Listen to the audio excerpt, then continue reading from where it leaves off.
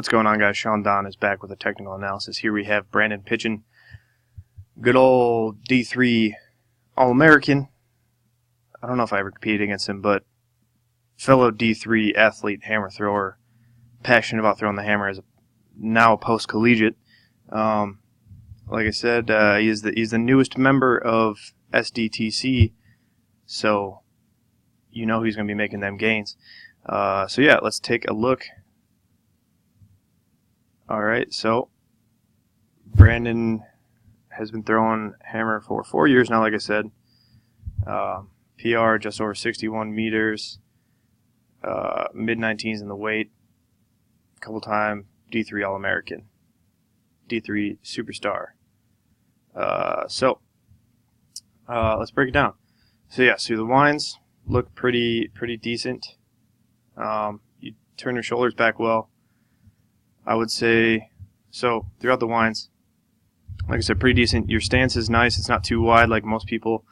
You turn your shoulders back very well on this first turn, first wind. Head's looking more or less forward, maybe off to the right a little bit. Weight distribution is pretty good. Little slight step up, very subtle. Shoulders turn back and connect super early. And head does a pretty good job of waiting for the ball to pass on the entry. So, Brandon, I think in the winds, the only thing that you really need to change is to keep your hands up. So as you can see, the ball comes pretty low, pretty steep towards the ground. I would say keep your hands up just a little bit more in the second wind. So the first wind can be nice and relaxed just like it is. Excuse me, but in the second wind, as the ball comes through here, think about keeping your hands up about sternum height. Feel you should almost feel your right shoulder working to keep the ball up. And you do a pretty good job of reaching out, but you also want to think about reaching out as far as possible to this right side to connect nice and early with the hammer. If you short the hammer on this right side in the entry, then it will also be shorted on the left side and then end up catching late on that first turn. So make sure you really reach out, keep your hands up, and let the ball go flat across. But like I said, that being said, overall the winds are decent. I think your throw is overall pretty good. It has some very good elements, but there are some aspects that I think if we could get worked out over the next couple months, you'd be throwing 65 meters like no problem, because I think you have the power, and you say your special strength isn't very good, but I just think you're like me where you have the athleticism, you just need to put your body in the right positions, and you need to have the right timing so you understand when to apply force and how to apply force. So that's going to be the biggest thing that I think we work on over the next couple of months of working together. So yeah, like I said, keep your hands up, make sure you really reach this right hand out, and try to be as long as possible with the ball as it comes through 270. You do a good job of waiting for the ball to pass. There's a little shift back in this left hip. It's hard to tell, but I would say also your left heel is kind of high.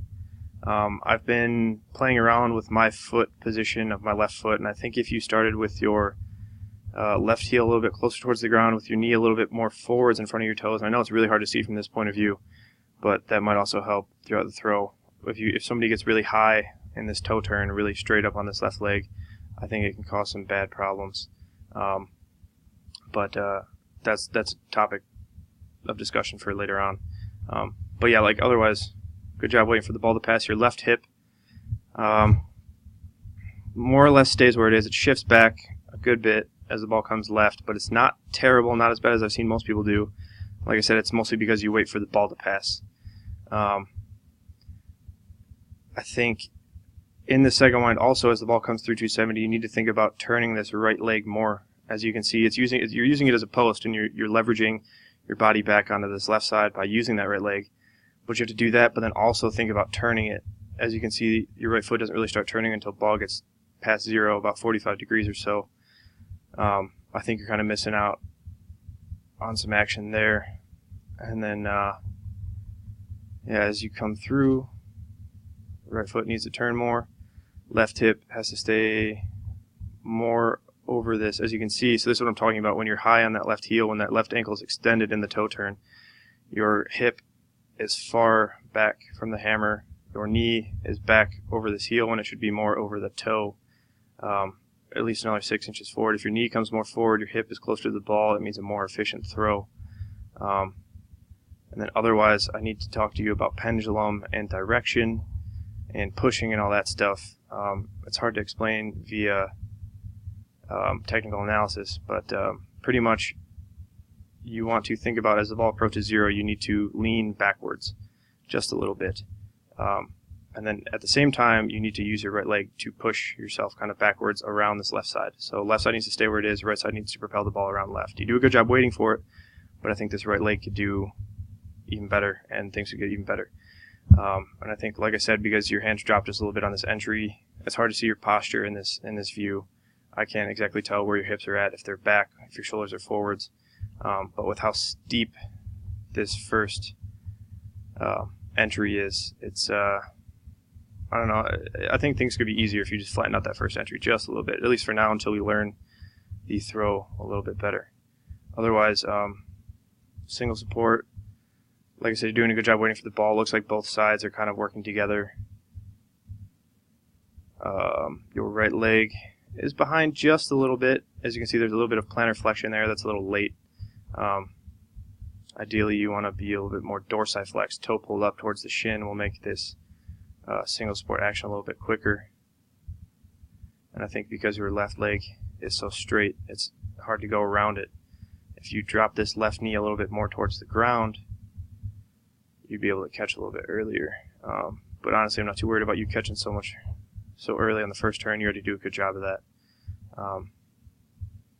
Catching, I don't know if this is 180, that's 270 over there, somewhere about halfway in between, 225-ish, let's call it. Good first catch. Posture is decent. Shoulders are a little bit forward, hips are a little bit back, just a little bit though, not too much. But you can see you want your weight to be back more over this left heel. So if I were to draw a straight line up from the ground through this left heel, you can see that you're not quite over it. I'm not doing a very good job of drawing a straight line with my mouse. But either way, you need to get this left shoulder and hip more over this heel. Your left knee finally drops a little bit. And then I think it's this catch right here where things really start to go wrong. From this position, you get a little bit over-rotational. And like you even said yourself, you think you're missing that push, that pendulum, the direction, and I sort of agree. I think part of this is because that low point shifts. Or not the low point shifts, but it is a little bit steep. So you have to use your left side to get the ball around. Possibly. I don't know. We'll see. Otherwise, after the catch, you do a good job of working this right leg with the ball. That's real solid. So like you have this right leg turning and working with the ball. You need that in the first turn, in the entry. And then, but otherwise, since your weight isn't back over this left heel on the catch, you will see this left side shift back again a little bit. So as you can see, knee needs to be more over the toe, hip needs to be more towards the ball, shoulders need to be a little bit more towards the ball so the ball can get a little bit more out left. And then outside of that, this right leg, once again, kind of comes off plantar flex. That's a little bit late and lazy. As you can see, you get pulled around. And there isn't a very definitive pulse forward, so we'll have to come up with some drills to get you to figure out that pulse. And then, but yeah, I think the problem is, as you come through zero, like you do a good job of working this right side. And as you come through zero, you have the tendency to really pull this left side back. What you need to do is really wait for the ball to pass just a little bit more. You want to use your left side in the manner that you are. You're just mistiming it by a few frames or so. So this left side action, you just got to wait and let the ball get to, like if you could just wait for the ball to pass, I think your throw would get a lot better. But since you are just a little early with this left side, the ball comes short or gets shorted on the left side of the throw, and then the left side pulls back, right side gets a little lazy, left side starts overacting, and then from there it's probably just going to get a little bit worse.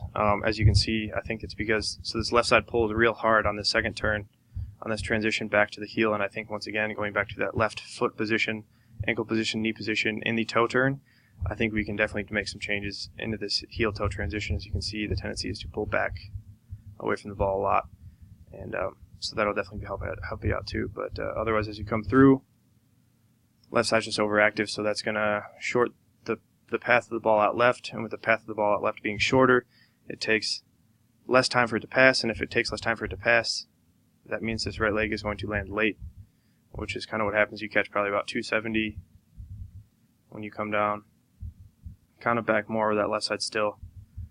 Not a super powerful position looking here. Like, it looks like you're standing up a little bit too high, but I mean, you know, everybody throws differently, I think.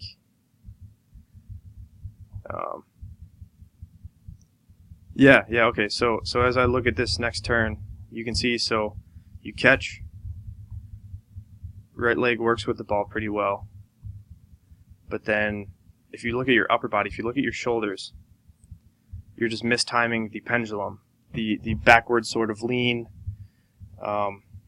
counter, if you will, against the ball. So as you catch and as the ball comes through, once that left heel gets down,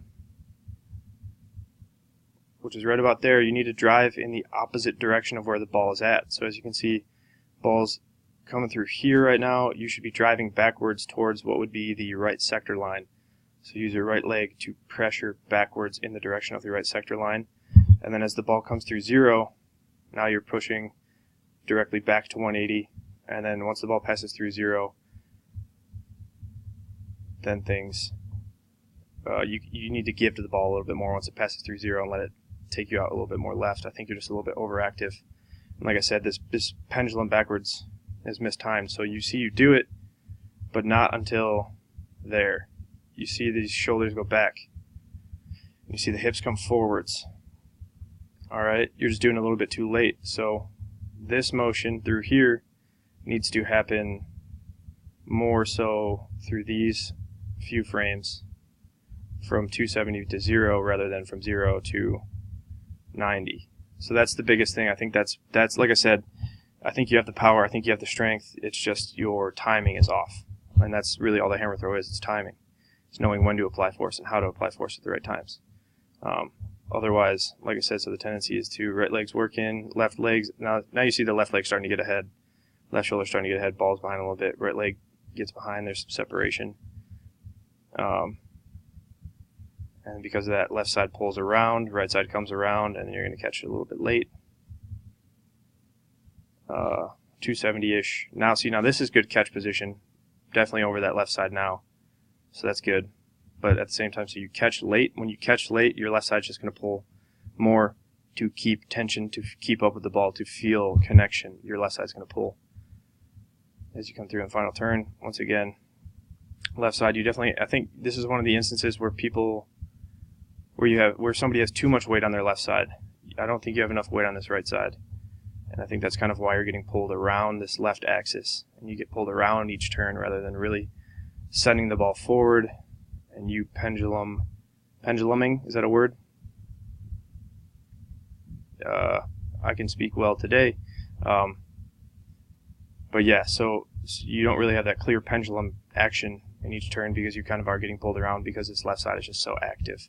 So the biggest thing for you is going to be getting to feel that right side working really well and feeling tension with the right side, not feeling tension with the left side. Well, you want to feel tension with both sides, I should say, not just the left side. And once again, you get kind of pulled around. This position is actually like decent through here. Once again, your knee could be a little bit more forwards over your toe. But so like in this position right here, you can just see this left leg just keeps turning and turning. And that's what kind of creates this around, rotational, over-rotational sort of throw. And that's why you kind of catch so late. I think this is probably your latest catch of the entire turn. But you do a good job of getting your hips underneath your shoulders in the later turns. I think we just need to set that up better earlier on. And once again, you get kind of pulled over this left side because you are just missing that direction, the pendulum, waiting for the ball to pass, feeling it pull you forwards. I think it's definitely something we need to work on, and I think it'll, like, if you learn this stuff, like I said, you'll throw 65, I think, in no time. So, yeah, overall, Brandon, once again, the winds, decent. Keep your hands up, really reach out on the right side. You do a good job of this first turn, so just do it again in the second turn. Wait for the ball to pass, keep your hands up, work that right leg more as the ball comes through 0. And then, yeah, on this first catch, you need to think about driving backwards towards this right sector line and keeping this right or left side axis, hip, shoulder, knee, ankle. Keep it here. Use the right side. Wait for the ball to pass and propel around. Your left side is just inactive or overactive. Sorry, at the wrong times. I think, yeah, I'm excited to work with you, bud. That's really all there is to it. We can talk more about this via email, via text, via FaceTime, whatever it is. But yeah, so if you guys are interested in a technical analysis of your own, go to SeanDonnelly.biz services page, sign up for an in-depth technical analysis, and you'll get the same treatment that Brandon did. Also, sign up for some throws membership, or technique membership, or the elite membership. I don't know. Sign up and get some legit programming for throws, for lifting, mobility, all that stuff. I try to include as much as possible. And so go sign up for some memberships. Get on the gain train with SDTC. I can't believe I just said that. I feel like a nerd. But so thanks for watching. Until next time, Sean Don. Peace and out.